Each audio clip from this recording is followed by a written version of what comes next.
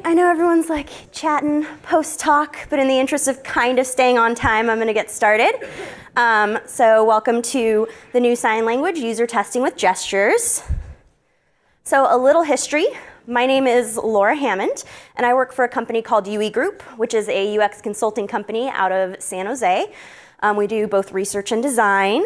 And Yui Group has been in the user testing biz for about 15 years, doing sort of various products, consumer, enterprise, et cetera. Games, last time we were at GER, I don't know what acronym we're using this year. I paid attention, I promised, the intro talk.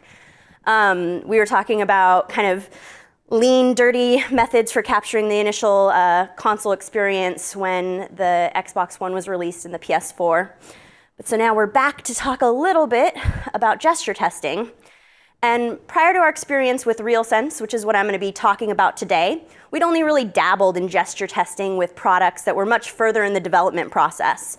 So when we began user testing gestures on new games, we initially approached it as business as usual. We'd done tons of user testing before. This is going to be a cakewalk. Throw in some gestures, who cares? But we quickly found out that it posed a series of challenges that we had not expected. So today I'm going to be focusing on the lessons that we learned from the extensive user testing we did with the Intel RealSense camera over the last 2 or 3 years with both adult and kid PC games. So everything I'm talking about today is going to be in the context of gestures with PC games with those populations for the Intel RealSense camera. So some of the game credits that we tested include Madagascar Move It, Laser Life, There Came an Echo, Warrior Wave, and more. We did a whole mess of testing. I'm going to be talking about the unique challenges that we faced and how we learned that gestures really affect every stage of research. So by the end, you should be able to take home really some practical tips if you're doing gesture testing at your company.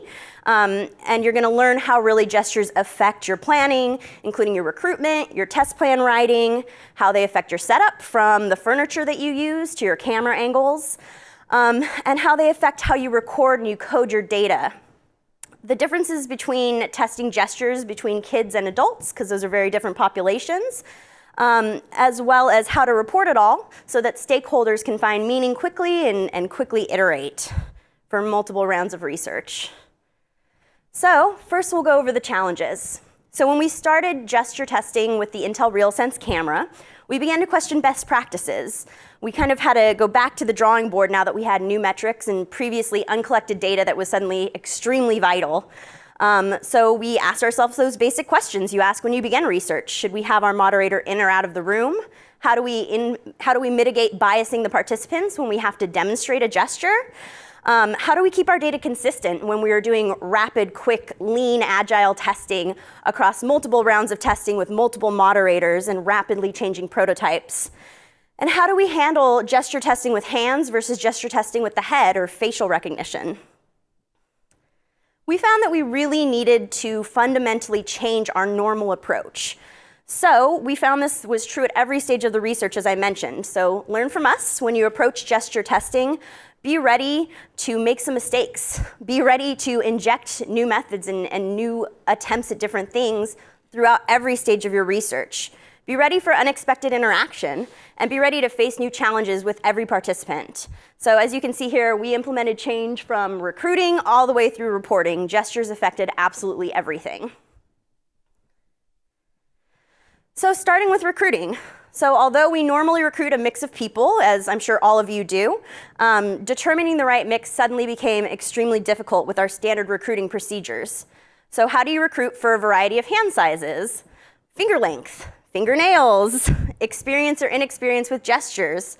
How do you make sure that people have 2 functional hands? Things that we had previously taken for granted were now suddenly very important. How do you deal with people with physical limitations? So I put up here a smattering of just a variety of the different hands that we used in gesture testing. And even a cursory look at this, you can see how different every single hand is, and I'll try to stand out of the way. Some have long, slender fingers. Some have short, I'll say stubby fingers, because that's how mine are. So it's not offensive. Some have knuckles that they can't unbend if you see the third one in. Some have issues spreading their fingers wide apart, whereas some can keep them apart for a long period of time. Some are lefties, some are righties. So be ready to recruit for all of this and be upfront with what you need when you're recruiting. If you aren't able to be that forward when you're recruiting, consider recruiting different hand types based on age, based on gender, based on even size. So for example, we needed little hands for our testing and we needed bigger hands. So we recruited kids versus adults. So we had small kid hands and then we had larger adult hands. We asked for things like height to help determine hand size. And we also had people in that we had in before for testing, and we had kind of an idea of what size they were, what their hands were like, so that we were able to really get a good mix of people. So now that you know that gestures have already affected your recruiting, be ready for it to impact your planning, such as writing your test plan. So writing your research plan with gestures in mind is important. And ask yourself your central research questions when you're starting your test plan writing, as you already do. What do you ultimately want to learn from this user testing? Consider how each part of your research plan is going to affect this. Do you want users to discover gestures on their own? Or is this something that you want them to use a specific gesture and attempt that one? If you want users to discover gestures on your own, phrase your introduction carefully. So, for example, we initially wanted to see if people would discover gesture interaction without any other information, without instructing them to do so. So we approached this by introducing them to the idea before interaction. We chose our language carefully and let participants know that they're going to be using a computer without touching the mouse or keyboard. So you're going to be interacting with this computer without touching the mouse or keyboard. Well, what do you think people did? They immediately went for the touch screen. Okay, so you're going to be using this computer without touching the mouse, without touching the keyboard. Just, don't touch the computer at all. That's what you want to do. You want to use this computer without touching it. What do? Be ready for people to be confused. That's a difficult concept for people to understand. Be prepared for them to also have preconceived notions, often from television or from movies. If any of you have done gesture testing before, I'm sure you're sick about hearing about Iron Man, or that one time I used my friend's Kinect, so it has to work this way. Be prepared for people to come into it with those preconceived notions, and be ready to challenge those and move forward from it. So either way, if you want users to jump into the gestures immediately, or if you need them to use specific gestures, you want to use consistent language and have a few descriptions of each gesture canned and ready to go. So remember, the word gesture means something different to everybody, as will every descriptor. For example, if I asked you to make a snake right now, how would you do it? Let's go ahead. Everybody show me a snake gesture. What is everybody doing? All right, now look around the room. So everybody's doing something, and it might be a little bit different. Some are probably going up and down. Some are maybe going side to side. I've seen people do this. I've seen people do this. So the word snake means something differently to everybody. Maybe they're making a horizontal snake. Maybe they're making a vertical one. Maybe you're making big snake movements. Maybe you're making slight snake movements. Be prepared for users to understand that differently. Even the word gesture means something different to every single participant. For some, it means a small hand motion. For some, it means a large motion.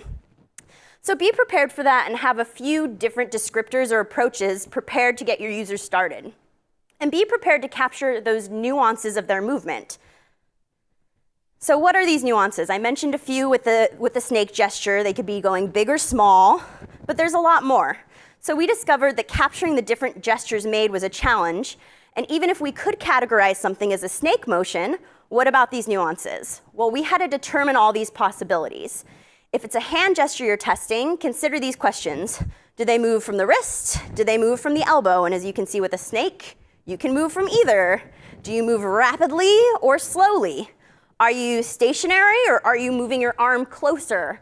Is your body staying still? Is their hand curved like this or is it flat? Which way is their palm facing? All of a sudden, there's all of these nuances that you hadn't considered before that you need to prepare yourself for. So if testing hand gestures, get ready to get all those nuances out on the table early in prep. If testing non-hand gestures, such as gestures with the head or shoulders, be prepared to note where they're leaning, what their body language is, what different things they're doing with their head, their facial expressions. Do they arch their neck? Do they stand or sit? The list goes on. So we're going to watch an example. So bear in mind, this is an early version of the RealSense camera. That's why it's an external on the laptop there. And if you have a notebook with you, I want you to jot down what you see. See if you can capture all the different gestures she attempts and all the different nuances of each gesture. So we're going to get that loaded, I think. Give me just 1 second. Isn't this a great clip? Give this just a moment.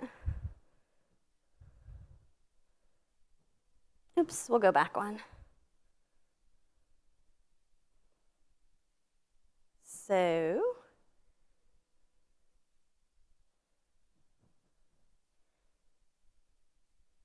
not happening. OK, if we go back one, will it play if we click it?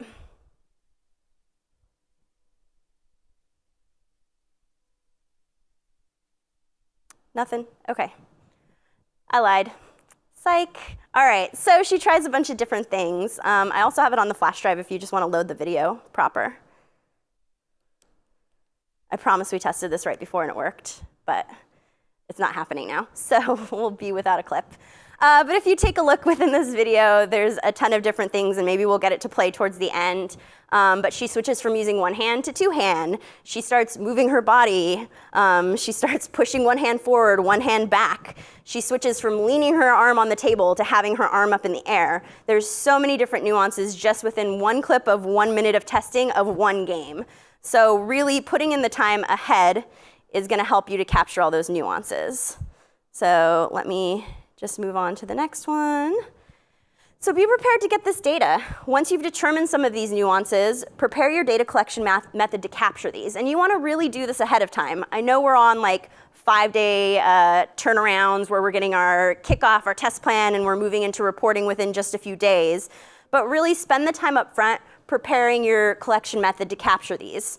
For example, I like to use a spreadsheet, which is what I have up here. And it's important to code those nuances early. Prepare a list of nuances ahead of time, and then practice your gesture test plan on your research team to see what people do. See what they do without any instruction. See what they do with your prepared instruction. See what they do with even more than that. Note all these down and get them ready on your research plan or on your data collection so that you're prepared to mark those quickly. I find that checkboxes work really well for this so that you can quickly capture data without really taking yourself out of the user testing experience. And consult with all your researchers and standardize so that across the board, your data remains clean. And you can make sure that a snake means the same thing to all of the different researchers and you're marking it consistently. We also found it vital to predetermine a definition for measurement with each nuance before beginning testing. So this doesn't necessarily mean that you have to tape measurements on a table or within your lab.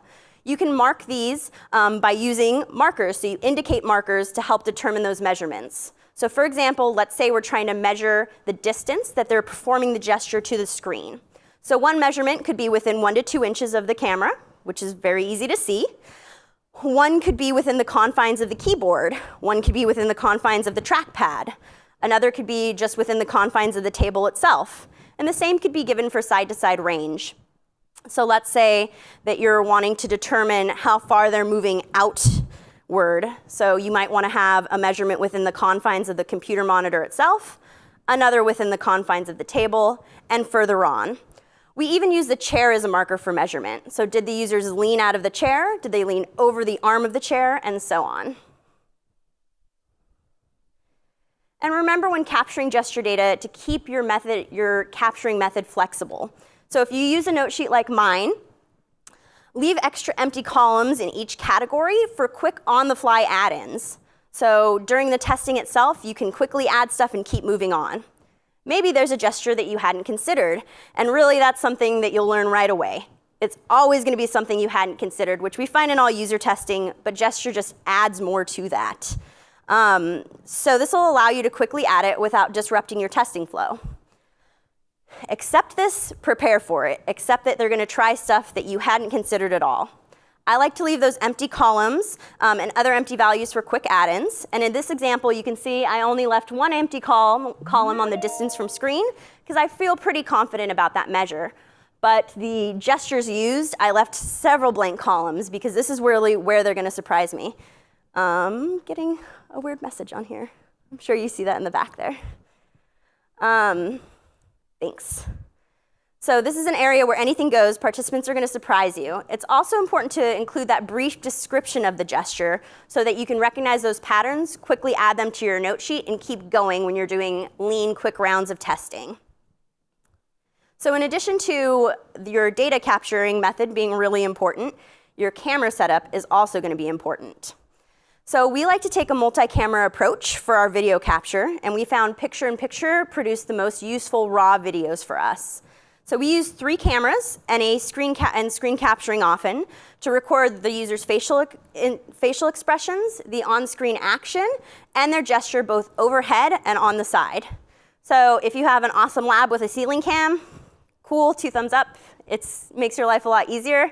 If not, be prepared to use a sled device or some other overhead camera device, even angled on the table down at what they're doing, because it's really important with the gestures that you want to capture a multi-perspective. You want to capture what's happening above, you want to capture what's happening on the side, and you want to capture what's happening in the front. This way you're going to get a multiple perspective, so we're not stuck, much like our snake example, and just seeing something one way.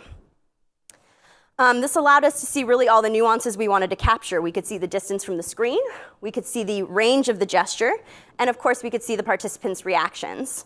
So with this approach, you're able to see also if participants rest their arm, you're able to see if they raise it above the camera, and you're able to capture their gesture from those 3 different points of view.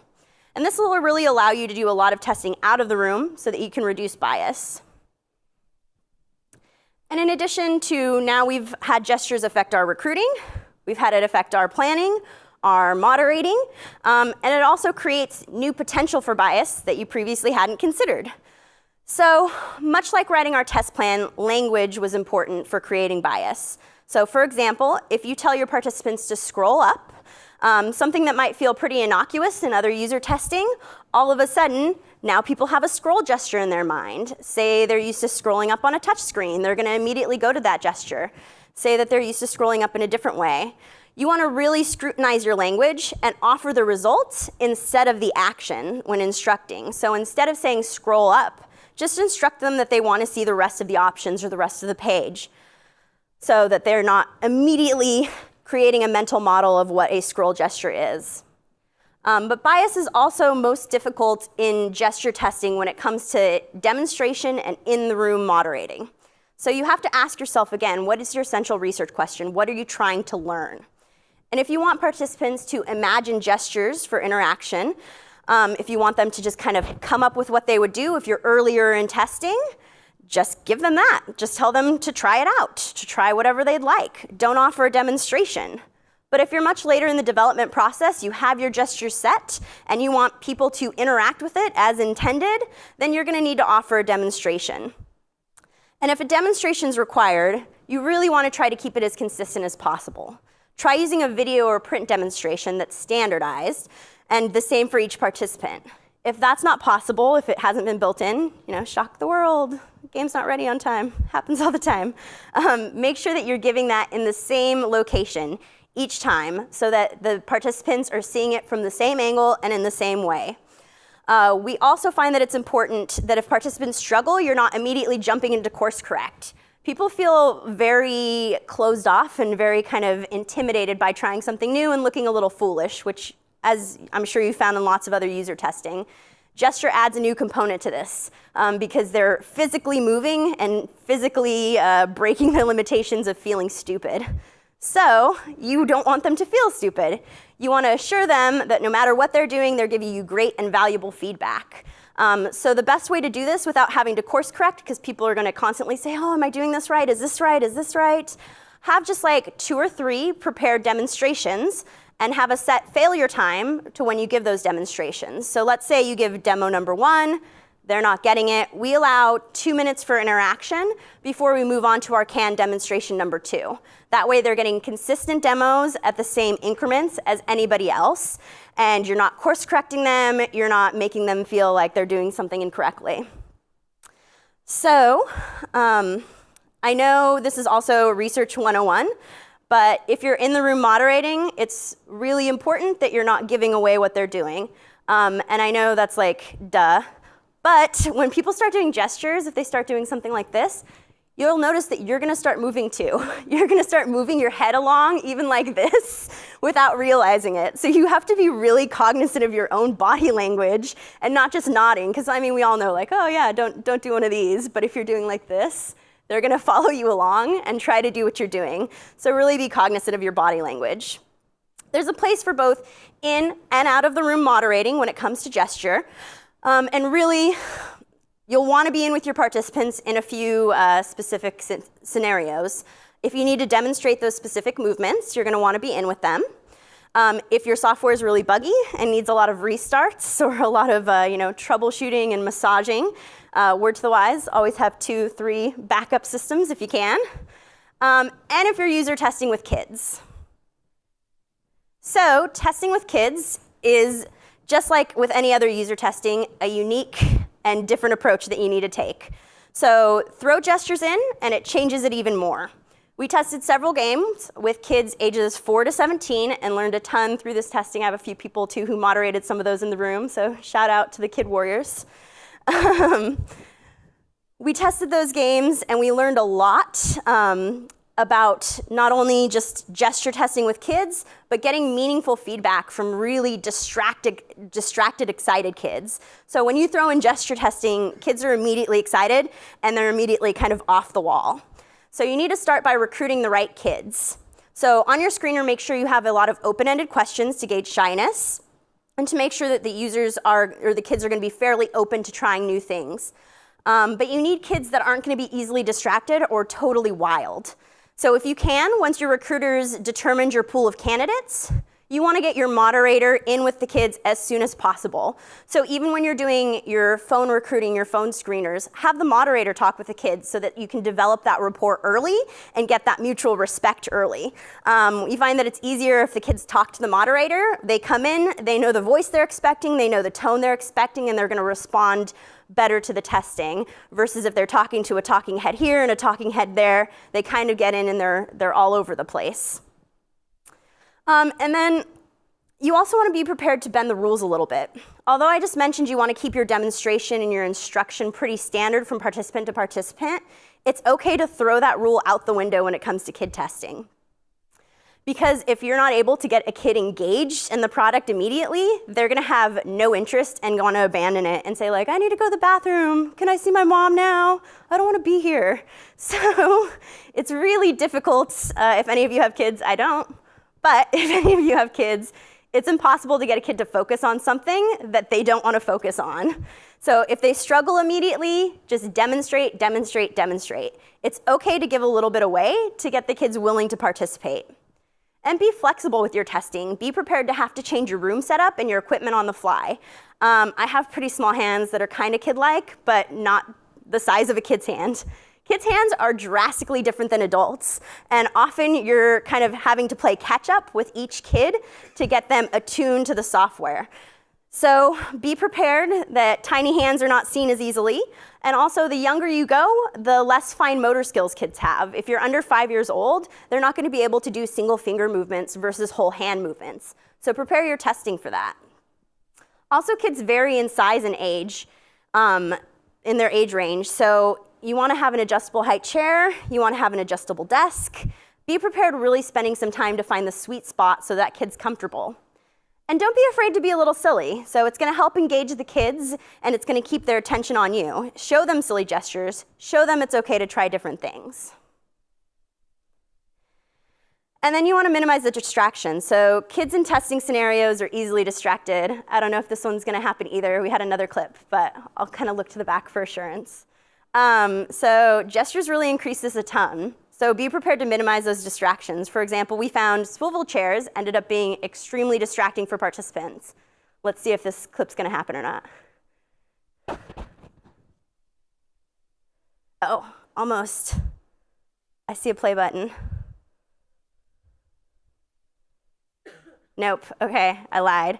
Well, it's a little bit like the kid doing this, like over and over and over and over again.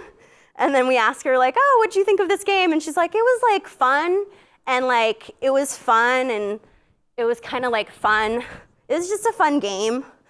So, as you cannot see in that clip, The spinning chair really disrupted the user experience, and ultimately the feedback was poor. So we switched after that testing to using a stationary chair, as you can see here, one that was a little bit shorter of a height.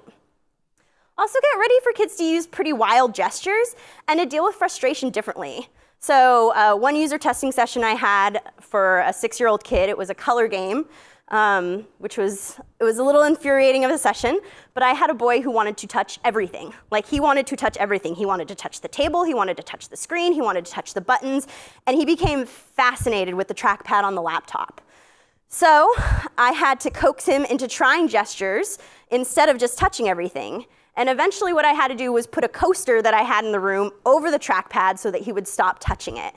And it worked. So it was something that was a little quick and dirty, wasn't necessarily the best thing to do, but it was what got him focused and engaged in the game and ultimately let me get some feedback. So really, from this experience, I learned I have to have all sorts of tools in my back pocket when dealing with kid testing. Especially when it comes to using your hands and getting a little wild, because it can quickly get out of control. So prepare for those ahead of time, and if you're someone who doesn't have kids like myself, talk to your friends with kids, talk to your team with your teammates that have kids, and talk to teachers. They're gonna have a whole series of strategies that you can use for getting these distracted kids back on board. And be ready for kids really to have a low threshold and to be impatient and want to abandon something that's buggy and confusing.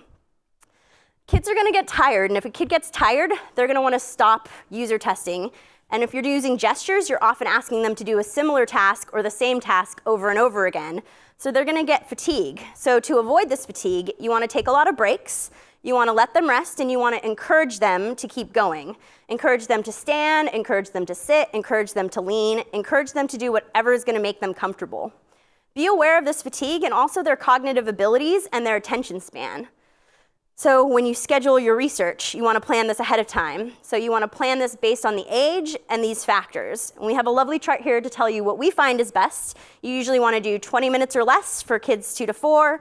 5 to 10 can handle about 40 minutes, 5 is pushing it. 5 and 6, you wanna keep that around the 30-minute range. And 11 to 18, you can move all the way up to a full 60-minute user testing session without any issues. So gesture testing with kids really brought rich data and was a fun new challenge. But again, here, the key is practice. You wanna practice on your own kids. You wanna practice on your coworkers' kids. You wanna find out what's gonna hold their attention before you go into your user testing sessions so that you're not gonna waste any time on losing 1 or 2 data points. And no matter what group you're testing with, kids, adults, kittens, puppies, gesture also impacts the reporting process. Consider creating different icons to show different gestures. If you're doing quick rounds of user testing and you're just showing high-level insights and you don't have time for a big fat report, be prepared to have video clips of gestures so that stakeholders understand your finding. Remember that language is important, and when it comes to gesture testing, much like our snake example, a description can be construed several different ways.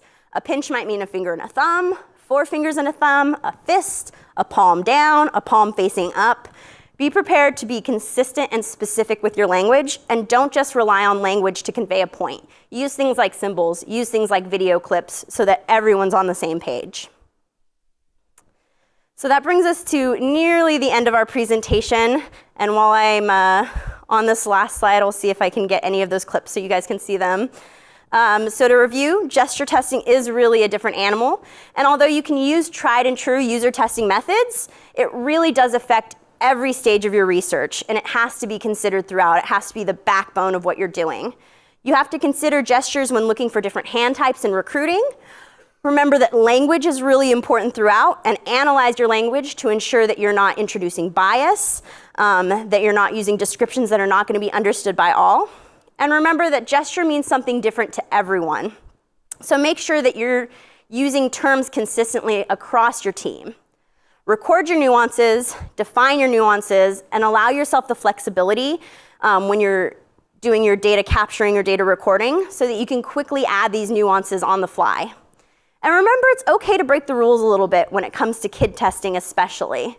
Kids are gonna be a special challenge, and so it's okay to change up what you're gonna do in order to get meaningful feedback. And adjust how you report your findings so that stakeholders can quickly find meaning, react, and iterate. So take these lessons from our 2 to 3 year stint of testing games with the Intel RealSense camera, and you'll be on your way to being a gesture testing expert in no time. So that's all I have today, unless we can get those clips playing, and my apologies. I hope you enjoyed the presentation and that you're giving me one of these gestures and not a different one. No dice? What are you gonna do? All right, questions?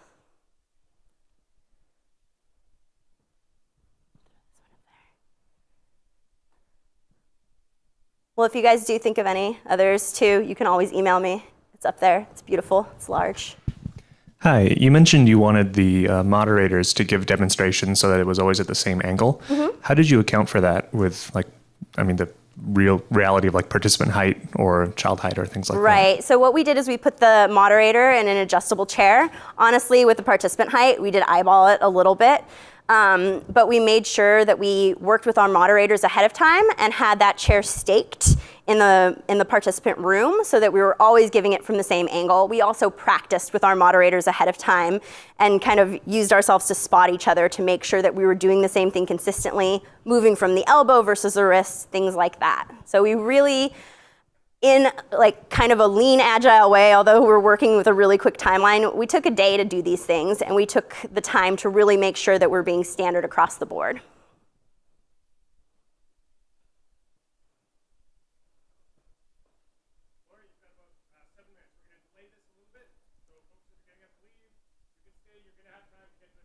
Cool.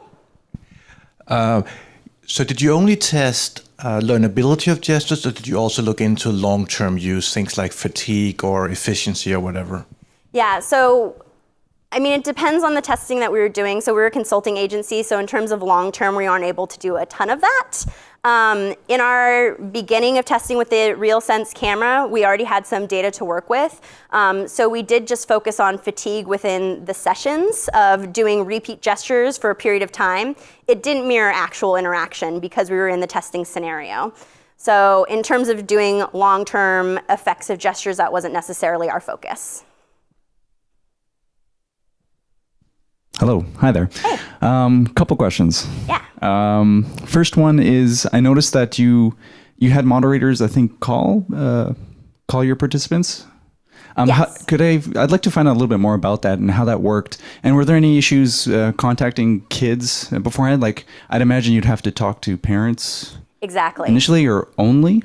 Yeah, so what we did is we actually start with a web screener to start off our recruiting. So we have people signed up into our user database that are already going on to there. We also placed that ad in specific locations where parents with kids are gonna look at it, parent groups on Facebook, or in actual buildings like play groups and stuff with kids, schools. We had, school board contacts in parent groups to get at those kids initially. Once we did the web screener, which was always filled out by the parent, then we had our recruiter identify a pool of candidates and then call the kids. So the recruiter would do that first phone conversation, often starting with the parent, setting up a time to talk to the kid. And then once our recruiter had spoken to the kid, then we would have our moderator call or our recruiter patch through to the moderator, and the moderator have that conversation and give the thumbs up, thumbs down to whether or not that kid could participate. And really what our moderators were focusing on is attention. Are they able to maintain a 3-minute conversation with our moderator, asking them a variety of question types, from yes/no questions to having them describe something, just to kind of gauge if they're able to focus and if they're able to give feedback. And one more question for you. Yeah. I also noticed in your last slide there you had some scores out of 5, like efficiency and a couple other ones. How did you guys go about getting those scores from kids? So what we did with kids is we had a smiley face scale. So if it was a 1 to 5 scale, we had kind of a frowny face down at the one end if one's going to be on the negative, a smiley face up to the 5 end, because if we were just giving them a 1 to 5 scale, it's meaningless. For them, we might as well be asking them, I don't know, if they like broccoli or broccoli better. Like, it was all the same. So we used a smiley face scale and had them show us on the smiley face how it made them feel. And then we also asked follow-up questions to just get more at the honesty, because often kids felt like, oh, I have to answer a certain way, I have to please these people, I'm here, performing much like in school. So we just asked them more if they had this on their phone or if they had this on their tablet, would they keep it, would they delete it? And that usually ended up with a much honest answer. Although they might rate it the happiest smiley face, they would say, oh, I would delete this. And then we kind of probed out why. We also asked, who they would use it with, who in their life they could imagine playing this game. And often we would get much more rich data in that way. So although they gave it a smiley face, they would keep it, but they could only imagine their 4-year-old younger sister playing with it because it has fairies and the movements are too simple, things like that. Thank you. No problem.